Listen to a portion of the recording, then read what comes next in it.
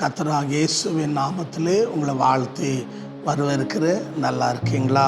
இந்த கால வேளையிலே கர்த்தர் உங்களோடு இருந்து உங்களை ஆசீர்வதிப்பாராக.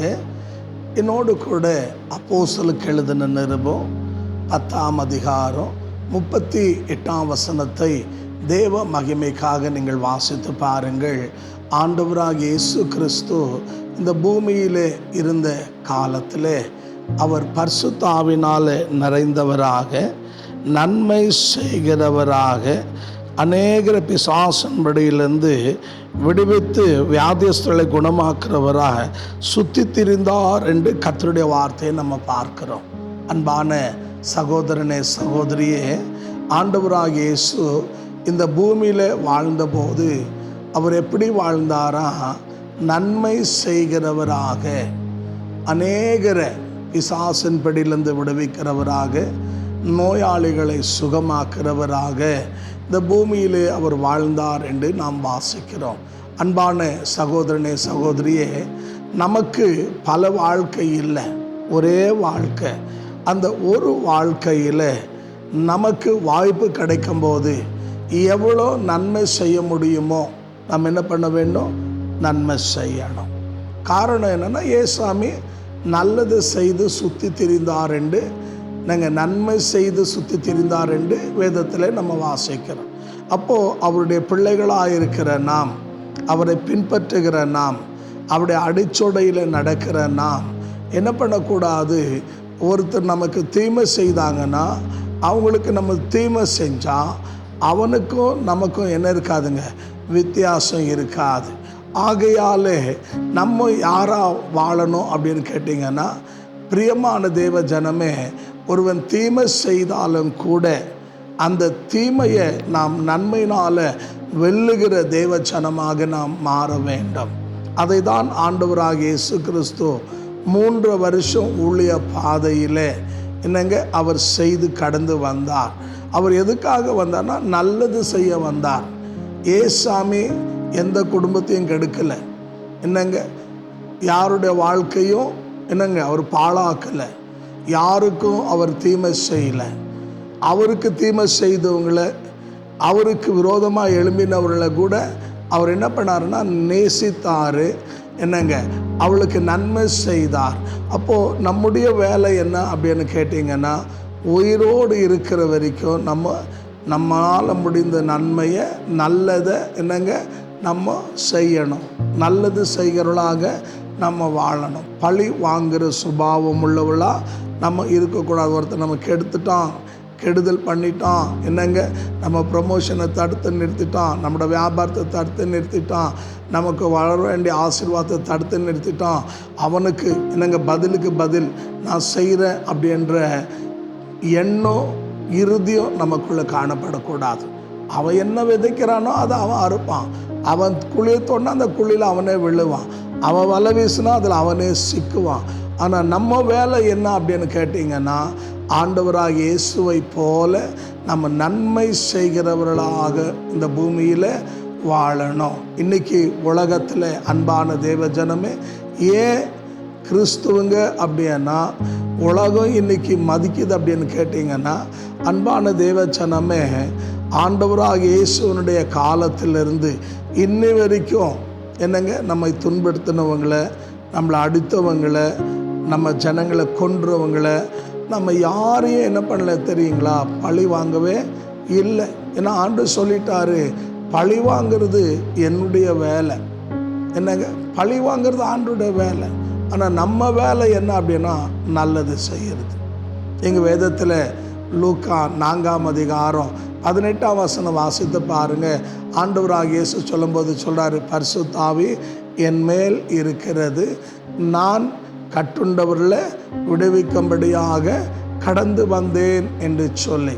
அப்போது அன்பான தேவ ஜனமே, நம்முடைய வேலையே என்ன அப்படின்னு கேட்டிங்கன்னா, மற்றவங்களுக்கு நம்மால் எவ்வளோ நன்மை செய்ய முடியுமோ அவ்வளோ செய்யணும்.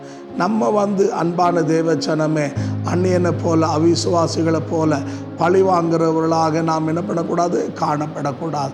அவர்களை போல நம்ம இருந்தோன்னா நமக்கும் அவங்களுக்கும் வித்தியாசம் இருக்காது. நம்ம எப்படி வாழணும்னா இயேசுவை போல வாழணும். நீங்கள் வேதத்தில் அன்பான தேவஜனமே கர்த்தருடைய வார்த்தையை வாசித்து பாருங்கள். அப்போஸ்தலர் 2ஆம் அதிகாரம் 22ஆம் வசனத்தை வாசிச்சிங்கன்னா அங்கே அன்பான தேவஜனமே பேதுரு சொல்லும்போது சொல்கிறாரு, ஆண்டவராகிய இயேசு நம் மத்தியில் வாழ்ந்த காலத்தில் அவர் அற்புதங்களையும் அடையாளங்களையும் அதிசயங்களை செய்து நம்ம அதில் என்ன பண்ணாருங்க, ஜனங்களுக்கு நல்லது செய்தார். நம்ம வாழ்க்கையில் நம்ம நல்லது செஞ்சோன்னு வச்சுக்கோங்களேன், உலகத்தில் வயதில் பெரியவங்க என்ன சொல்லுவாங்கன்னா தர்மம் தலை காக்கும்னு சொல்லுவாங்க. அப்போ நம்ம நல்லது செய்யும்போது கண்டிப்பாக நமக்கு தீமை நேரிடாது.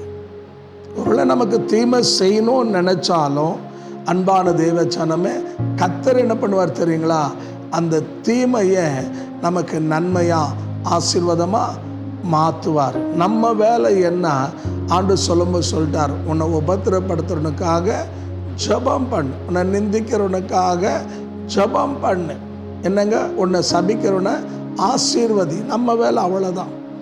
நம்ம ஆண்டவரை போல என்ன பண்ணணும், வாழணும். இது ஆகுமா, சாத்தியமானு கேட்டால் ஆகும், சாத்தியம்.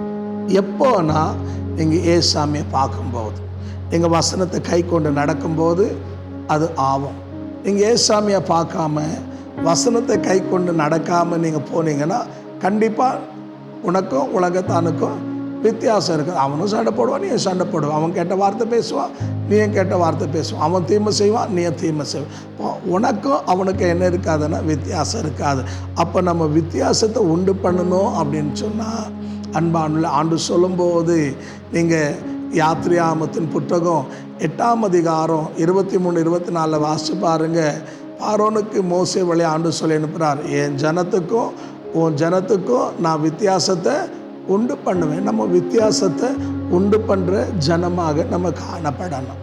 அப்போ தான் நம்ம வாழ்க்கை அன்பான தேவ ஜனமே நம்ம மற்றவங்களுக்கு ஆசீர்வாதமாக இருக்க முடியும், தைரியமாக சொல்ல முடியும். எத்தனையோ பேர் என்னங்க தீமை செய்திருக்கிறாங்க. ஆனால் நான் ஒரு நாளும் யாருக்கும் என்ன பண்ணல தெரியுங்களா, தீமை செய்யலை, தீமை செய்ய போகலை. அது என்னுடைய வேலை இல்லை. முடிஞ்சிச்சா நல்லது செய்கிறேன், முடியலையா ஒதுங்கி நிற்கிறேன். செய்கிறவங்க செய்யட்டும். அவன் எனக்கு துரோகம் பண்ணிட்டான், நான் பண்ணேன்னா அவனுக்கும் எனக்கும் வித்தியாசம் இருக்காது. ஆகையால் தான் அன்பான தேவச்சனமே நம்ம தேவனுடைய வசனத்தில் ஆண்டவராக இயேசு கிறிஸ்துவை பார்க்குறோம். அவர் சிலுவையில் என்னங்க கடைசி நிமிஷம் இருக்கிற வரைக்கும் கூட அவர் யாருக்கும் என்ன பண்ணல தெரியுங்களா, எந்த கெடுதலும் செய்யலை. அந்த கடைசி நிமிஷத்தில் கூட அவருக்கு தீங்கு செய்தவர்களுக்காக இவங்க இன்னதென்று அறியாமல் செய்கிறாங்க, இவங்கள மன்னியன்னு தான் சொன்னார், நல்லது தான் செஞ்சார். அப்போ நீங்களும் நானும் தேவனுடைய பிள்ளைங்கன்னா நாம் என்ன செய்ய கற்றுக்கொள்ளுங்க, நன்மை செய்ய, கெடுதல் செய்யாதீங்க, நல்லது செய்யுங்க. கர்த்தர் உங்களை ஆசீர்வதிப்பா. தலைகளை தாழ்த்தி கண்களை முடிச்சு ஜெபிப்போமா. கிருபையாய் நேசிக்கிற நல்ல ஆண்டவரே, இந்த மன மகிழ்ச்சியான கால வேளைக்காக நாங்கள் நன்றி செலுத்துகிறோம். சமீபத்திலும் தூரத்திலும் இந்த வார்த்தை கேட்டு உணர்த்தப்பட்டு ஒப்பு கொடுத்த ஒவ்வொரு தேவ பிள்ளையும் உம்மை போல மாற்றுங்க. நீர் எப்படி ஆண்டவரே தீமைக்கு பதிலாக நன்மை செய்து சுற்றி திரிந்தீரோ அதே போலவே நாங்களும் உயிரோடு இருக்கிற நாளெல்லாம் அன்று நாங்கள் கெடுதல் செய்யாமல் நாங்கள் நன்மை செய்கிறவர்களாக ஆண்டவரே என்னை எங்களுமா நீர் மாற்றுவீராக. எங்களை பார்க்கிறவர்கள் உம்மை பார்க்கட்டும் என்று நாங்கள் ஜெபிக்கிறோம். இந்த வார்த்தை கேட்டு ஒப்பு கொடுத்த ஒவ்வொரு தேவ பிள்ளையும் அவருடைய குடும்பங்களையும் ஆசீர்வதிங்க. உம்முடைய ஆணை பாய்ந்த கரத்தில் நாங்கள் ஒப்பு கொடுக்கிறோம். எங்களுடைய ஜெபங்களை கேட்டதுக்காக நன்றி. இயேசுவின் நாமத்தில் பிதாவே, ஆமென், ஆமென். கர்த்தர் உங்களை ஆசீர்வதிப்பாராக. இந்த கால வேளையில் நான் விசுவாசிக்கிறேன் கர்த்தர் உங்களோடு பேசியிருக்கிறார் என்று சொல்லி, அதில் இன்னும் நீங்கள் வளரணும் அப்படின்னு நினச்சா கீழே டிஸ்பிளே எங்களுடைய நம்பர் டிஸ்பிளே ஆகிறது, எங்களை அணுகலாம். நாங்கள் உங்களுக்காக தொடர்ந்து ஜெபிக்கிறோம். ஜெபி குறிப்பு இருந்தால் தெரியப்படுத்தலாம். அதோடு மே மாதம் 1ஆம் தேதியிலேருந்து 21ஆம் தேதி வரைக்கும் 21 நாள் உபவாச ஜெபம் இருக்குது. சாயங்காலம் 7 மணிலேருந்து 9 மணி வரைக்குமா எங்களுடைய தலைமை சபையில் 21 தேவ மனுஷன் வருகிறார்கள். வாங்க, பங்கு பெறுங்க. கர்த்தர் உங்களையும் உங்கள் குடும்பங்களையும் ஆசீர்வதிப்பார். ஆமென்.